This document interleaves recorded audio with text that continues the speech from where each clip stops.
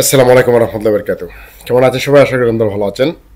দুঃসংবাদ তাদের জন্য যারা আলী রাদিয়াল্লাহু আনহুর ভক্ত, যারা আলীকে ভালোবাসে, কিন্তু আলী রাদিয়াল্লাহু আনহুর চরিত্র, আদর্শ বা ওনার যে আদেশ নির্দেশ এগুলা কেউ মানে না। তারা আলীকে ভালোবাসে ঠিকই, শুধু মুখে, কিন্তু কর্মে আর ইমানে নয়। প্রমাণ একটা হাদিস দেখেন, মুসনাদে আহমেদ, হাদিস নাম্বার 671।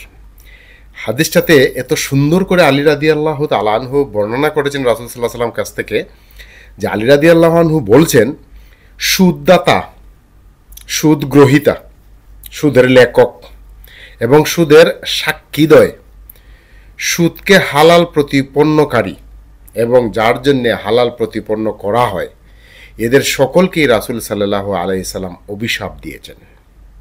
নাউযুবিল্লাহি মিন যালিক।